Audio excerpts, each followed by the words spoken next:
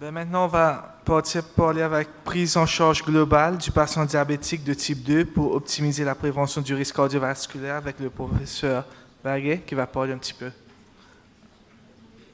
la prise en charge globale. Merci, messieurs les présidents. Merci à Ruben et Gilles pour cette nouvelle invitation. Merci à tout le monde d'être aujourd'hui ici. Il me reste 0 minute puisqu'on devait finir à 16h30. Hein, Toul, je crois que je vais essayer d'être bref. Pour toi, il y a tout le temps. C'est vrai pour moi, tu peux me faire. Alors, prise en charge globale du patient diabétique de type 2 pour optimiser la prévention du risque cardiovasculaire. Il y a beaucoup de choses à dire. Je ne vais pas insister là-dessus parce qu'on connaît tous par cœur cette diapositive qui relie l'effet délétère d'une glycémie élevée aux lésions cardiologiques qui nous intéressent ici, cardiovasculaires qui sont l'athérosclérose. Je ne parlerai pas de la cardiopathie diabétique qui existe. On connaît également le rôle délétère du diabète sur les événements cardiovasculaires. Ici, c'est une diapositive qui vous rappelle que aussi bien chez les hommes à gauche que chez les femmes à droite, si on regarde quand on est âgé de 50 ans, eh bien, le fait d'être diabétique diminue de 6 ans l'espérance de vie. Donc un sujet diabétique que vous avez en consultation avec vous, s'il a 50 ans, a 6 années de perdu du fait du diabète. Et c'est essentiellement les maladies cardiovasculaires qui vont expliquer ce déficit, puisque environ les 2/3 des décès liés au diabète sont liés aux conséquences cardiovasculaires du diabète. Alors le diabète, on l'a dit, mais c'est toujours bien de le rappeler régulièrement, ça augmente certaines pathologies cardiovasculaires. À gauche, vous avez les AVC, multipliant par 1,6, donc le diabète multipliant par 1,6 le risque d'hospitalisation pour AVC. Vous avez un risque d'hospitalisation multiplié par 2,2 quant à l'infarctus du myocarde, et puis pour les amputations des membres inférieurs. Alors c'est vrai que là, c'est une population plus d'endocrinologie et de chirurgie vasculaire que de cardiologie pure, parce que nous, on les voit souvent déjà appareillés, etc. Mais il ne faut pas oublier de les prévenir et de diagnostiquer ces artériopathies qui peuvent évoluer à ce stade-là. Eh bien, risque multiplié par 7 lorsque l'on a un diabète. Donc c'est quand même très grave. Et comme le disait sans poésie un chirurgien vasculaire du sud de la France, parlant des patients diabétiques, plus les dossiers s'épaississent, plus les patients raccourcissent. Donc c'est vrai que c'est la poésie du chirurgien vasculaire du sud de la France au siècle dernier, mais ça expliquait quand même beaucoup de choses sur le risque du diabétique. Alors le diabète, il est un facteur de risque aux différents étages des grosses artères, que ce soit en haut pour la pathologie carotide et les AVC. C'est effectivement un facteur de risque majeur pour la coronaropathie au milieu, et puis lié surtout au tabac, à l'artériopathie des membres inférieurs. Alors l'échelle SCORE, qui est un score que vous utilisez tous les jours, puisque vous avez ça tous sur la table de consultation, et dès que vous avez un patient, vous la sortez. Cette échelle SCORE, qui est une échelle de risque cardiovasculaire, de risque de mortalité cardiovasculaire à 10 ans. Donc là, on ne se trompe pas dans l'effet indésirable, qui est la mort. Il n'y a rien sur le diabète, si ce n'est... parce que l'étude n'a pas été faite pour ça, ce n'est pas une étude en fait, c'est une analyse d'étude, mais rien sur le diabète, si ce n'est que sur l'avant-dernière page, colonne de gauche, quelques lignes avant la fin, c'est écrit que si on a du diabète, le chiffre que l'on a dans la case, on doit le multiplier par 2 si c'est un homme, ou par 4 si c'est une femme. C'est une évaluation, mais ça n'a pas été validé par l'échelle SCORE.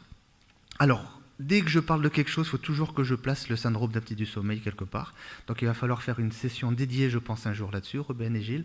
Très souvent, les sujets qui sont diabétiques ont un syndrome d'apnée du sommeil, sous-entendu obstructif. Et on voit ici, dans cette population d'obèses diabétiques de type 2, plus de 300 patients, eh bien seuls 13% n'avaient pas de SAS obstructif, le syndrome d'apnée du sommeil étant très fréquent.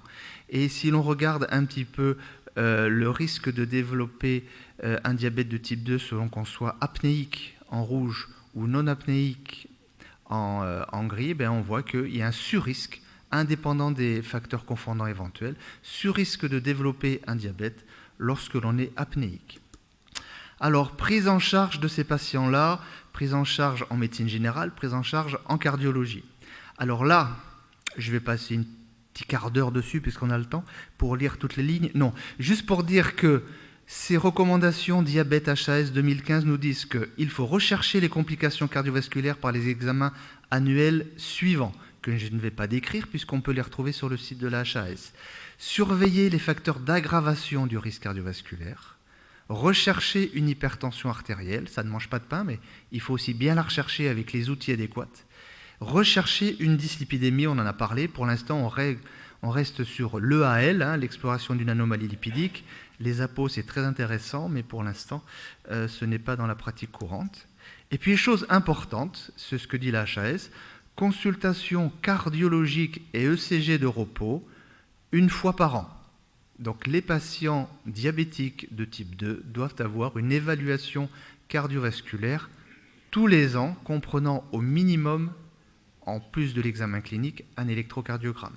Ce n'est pas fait très souvent, ce n'est pas fait dans la majorité des cas. Beaucoup de patients vont bien, peut-être parce qu'ils sont jeunes, sans trop de complications, on se dit bon, on va sauter quelques années, et puis certains patients, au bout de 10 ans, n'ont jamais vu de cardiologue, donc ce sont les recommandations et on ne peut que les suivre. Alors ensuite, quand on regarde un petit peu, toujours HAS 2015, qu'est-ce que l'on fait au niveau cardiovasculaire? Eh bien, on va interroger le patient, c'est toujours bien en clinique, on va l'examiner, c'est toujours bien, et puis on peut être amené à faire des examens complémentaires, donc au minimum l'électrocardiogramme. Bien sûr, on va essayer de voir s'il y a des complications de ce diabète, peut-être par une échographie cardiaque à la recherche d'anomalies diastoliques ou de la fonction systolique. Bien sûr, on va regarder s'il n'y a pas un risque d'ischémie myocardique, qui soit silencieux ou non. Par contre, les autres examens ne sont pas à faire, bien sûr, de façon systématique, si ce n'est peut-être une évaluation vasculaire, mais rien n'est écrit. Alors, si on regarde ces recommandations de 2013, ce ne sont pas des recommandations par le biais du cardiovasculaire, mais par le biais du diabète. Il y a deux façons de rentrer un petit peu dans l'association diabète et maladie cardiovasculaire. Soit c'est le diabète éventuellement pathologie cardiovasculaire, soit c'est une pathologie cardiovasculaire et éventuellement un diabète. Sans rentrer dans le détail, on voit par exemple qu'un sujet diabétique avec une maladie cardiovasculaire qui n'est pas connue jusqu'à maintenant doit avoir un ECG, une échocardiographie, un test à l'effort ou peut-être un autre test de recherche d'ischémie myocardique, et encore c'est débattu, et le Holter rythme, alors le Holter monitoring, j'avoue qu'on ne doit pas le faire de façon systématique chez un sujet diabétique asymptomatique s'il n'y a pas une raison haute cardiologique. Alors que nous disent un petit peu les recommandations ici sur la prévention cardiovasculaire, recommandation 2012, eh bien ils nous disent, grade 2A de B, donc c'est pas très élevé, eh bien on peut faire une mesure pour évaluer le risque cardiovasculaire d'un patient, mais pas obligatoirement dans le cadre de diabète, mesurer l'épaisseur intima média. Ça c'est quelque chose d'intéressant. Est-ce que l'artère qui est la plus facile à examiner en échodoppler, c'est-à-dire la carotide, est déjà épaissie ou est-ce qu'elle présente des plaques? Ça peut être intéressant pour sensibiliser aussi le patient à son risque cardiovasculaire. Il y a l'IPS aussi. L'IPS, qui est rarement fait en pratique de tous les jours, l'IPS est un examen qui est recommandé. Le score calcique, je vais en dire deux mots, et puis l'électrocardiogramme à l'effort, l'échodobule, la scintigraphie myocardique. On va voir ça. À droite, bien sûr, vous avez vu ce qu'il en était, puisque vous serez tous demain après-midi sur le chapitre homme, puisqu'il y a le chapitre femme aussi, chapitre homme qui est sur la dysfonction érectile. La dysfonction érectile est à rechercher, évoquer, prendre en charge chez un sujet diabétique. Alors le score calcique, les endocrinologues sont peut-être plus avides de score calcique que le cardiologue, mais pas tous, parce que je sais qu'Atul aime bien aussi. Quantification semi-automatique avec un score, celui de Catston, c'est un scanner. C'est un scanner non injecté. Une seule respiration suffit, ça dure très peu de temps. Et donc on regarde en scanner les lésions qui ont une surface de plus d'1 mm² avec une densité de plus de 130, et on fait un score calcique qui est tout simplement la surface fois la densité. Il y a des chiffres qui sont normaux ou pas. Normalement, on a 0. Entre 1 et 10, il y a peu de plaques. Entre 10 et 100, il y en a beaucoup, mais ça reste encore léger. De 100 à 400, le fardeau athéromateux, comme il est noté, calcifié, modéré. Au-dessus de 400, ce chiffre-là, 400, ça marque un risque cardiovasculaire important, avec des événements coronaires à 20% à 10 ans, chez un sujet asymptomatique en prévention primaire. Et donc ce qui est dit, c'est qu'en cas de score calcique anormal, supérieur à 400, C'est pas dit qu'il faut aller à la choro d'emblée, puisqu'on est chez un sujet asymptomatique, eh bien, il faut aller rechercher l'ischémie myocardique par un autre test. Alors, donc ça, ce sont les recommandations 2013 sur le diabète. C'est un consensus, ce n'est pas des recommandations particulières, c'est un consensus d'experts. Les patients diabétiques, ils doivent être recherchés comme être porteurs éventuellement d'une ischémie myocardique silencieuse. Ce sont ceux qui ont le plus haut risque, artériopathie des membres inférieurs, score calcique élevé, protéinurie et ou s'ils envisagent d'avoir une activité physique plus importante. Alors, dans ces recommandations 2003 sur le diabète, il est recommandé que les patients aient une recherche systématique annuelle de l'IPS, que tous arrêtent de fumer, etc., etc. Il n'est rien dit sur d'autres techniques sur lesquelles on va discuter. Sur le plan thérapeutique, il est dit que les patients doivent avoir une statine, on va y revenir s'il y a lieu. En première intention, toujours les règles hygiéno-diététiques. En deuxième intention, ce sont les statines, éventuellement associées en 2018 à l'ézetimibe. Avec ce tableau-là que vous connaissez, celui-là, vous pouvez vraiment l'avoir à côté de vous quand vous vous souvenez plus des résultats. Faible risque, risque modéré, risque élevé ou risque très élevé. Eh bien, on prend par exemple le sujet qui a un score supérieur à 10%, ou alors le diabétique de plus de 40 ans avec au moins un facteur de risque ou une atteinte des organes cibles. C'est 0,7 le chiffre, ce n'est pas 1 à partir duquel on traite. L'hypertension artérielle, certaines caractéristiques. Il y a l'hypotension, attention, du diabétique avec la dysautonomie. On a aussi le fait que sur une MAPA, comme on voit en bas à gauche, eh bien, il y a peu de variations jour-nuit de la pression artérielle. C'est le sujet non-dipper. La prise en charge, nouvelle recommandation, on va en parler demain. Je crois que c'est Atul qui en parle sur les recommandations européennes de la prise en charge. La définition, le traitement doit être mis en place si la pression artérielle clinique est supérieure à 140/90. Chez les diabétiques, il faut utiliser des drogues pour essayer d'atteindre 130 pour la systolique, peut-être jusqu'à 120, mais en tous les cas pas moins de 120. Pour les sujets plus âgés, eh bien, on va essayer d'atteindre une fourchette entre 130 et 139 pour la systolique et essayer d'avoir une diastolique à moins de 80, mais pas à moins de 70. Les antiagrégants plaquettaires, juste, ne doivent pas être utilisés en prévention primaire, comme ça avait été fait à un moment donné chez le sujet diabétique, qui n'a pas d'autres raisons. Donc, pour terminer, il y a un rôle très important du diabète dans la pathologie athérosclérose. Il faut dépister bien sûr le diabète, mais également chez un sujet diabétique, dépister les complications macrovasculaires. L'examen clinique, l'interrogatoire, c'est pas mal du tout. L'ECG, c'est bien aussi. L'IPS, mais en pratique relativement peu fait. Le score calcique, l'écho-doppler des TSA, le test à l'effort, d'autres tests. Il n'y a pas de recommandation formelle pour dire à quelle fréquence on doit les faire, chez qui on doit les faire. Statine, oui. IEC ou ARA2, oui. Les médicaments antidiabétiques, on en a parlé. Pas d'antiagrégation plaquettaire systématique. Et puis, consultation cardiologique annuelle avec ECG chez tous nos diabétiques, s'il vous plaît. Merci.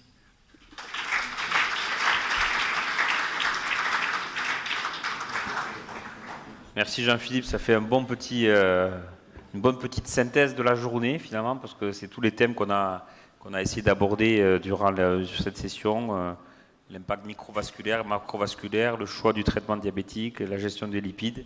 Est-ce qu'il y a des questions des modérateurs ou des co-modérateurs? Oui, question, oui. On va vous donner un micro, madame. Tenez. Oui, la question c'est, vu l'augmentation en volume des interventions de chirurgie bariatrique sur l'île de la Réunion, j'aurais aimé savoir si vous aviez déjà des corps de résultats sur l'éventuelle amélioration d'événements, de taux d'événements cardiovasculaires indésirables chez des gens qui auraient été diabétiques avant l'intervention. Est-ce qu'on a fait des études? Est-ce qu'on a gagné des bénéfices? It's about what happens after bariatric surgery, if there is any improvement about occurrence of cardiovascular events. It's an excellent question for Estelle Nobeco. Oui, il y a déjà des résultats sur la chirurgie bariatrique, mais c'est des études de registre. Ce n'est pas encore des études randomisées. Ça marche très très bien sur l'équilibre glycémique. Et il y a beaucoup d'études qui sont publiées sur la rémission. On ne parle jamais de guérison, on parle de rémission du diabète. Par contre, sur la maladie cardiovasculaire, c'est le registre suédois à 15 ans, 20 ans. Il y a une diminution de la macroangiopathie et de la morbimortalité cardiovasculaire, mais ce n'est pas une étude randomisée. Estelle, est-ce que tu en as marre d'être toujours systématiquement coupée par la machine? Écoute, c'est le début, donc je rêverai peut-être du bip dans 3 jours. C'est pas galant, messieurs. S'il n'y a pas d'autres questions... On a 2 questions sur WhatsApp. Oui. Intérêt du lipure chez un DNID dyslipidémique intolérant aux statines et ezetimibe. J'ai pas entendu le tout début. Intérêt du lipure. J'ai un fibrosile. Bon, intérêt du lipure. Ouais, les fibrates, chez quelqu'un qui est intolérant aux statines. Alors, quand on a une intolérance aux statines, il faut déjà voir si c'est une vraie intolérance aux statines. Je ne parle pas des CPK très élevés de la rhabdomyolyse. Je serai court, hein, rassurez-vous. Il peut y avoir des douleurs musculaires articulaires liées à autre chose. Donc, c'est vrai que ce n'est jamais une urgence de traiter par statine. Donc on peut se donner le temps de l'arrêter, de voir s'il y a déjà régression. Si on veut remettre une statine, on peut mettre la même à une dose plus faible. On peut utiliser une autre statine. La fluvastatine est une bonne statine pour avoir moins d'effets secondaires. C'est une moins bonne statine parce que c'est la moins puissante de toutes. Donc elle va donner un abaissement plus faible. Ensuite, on a en deuxième ligne les étimibes, qui peut aussi parfois donner des effets secondaires de ce type. Et puis, on a aussi les fibrates parmi lesquels le gemfibrozil, donc le lipure, peut donner des baisses moins conséquentes, mais des baisses intéressantes. Le but, c'est de diminuer le risque cardiovasculaire du patient par des médicaments qu'il va suivre. Donc, si le médicament qu'il suit, c'est du lipure, c'est mieux que rien. Et je crois que c'est une pause. Il y a d'autres questions ? Non, mais donc je vais remercier l'ensemble des orateurs, des modérateurs et aussi les participants pour avoir été aussi nombreux à cette première séance. Je crois qu'effectivement il y a une pause et on reprend, Ruben, ou le programme à 17h15. Ça ? Allez, première session de terminée.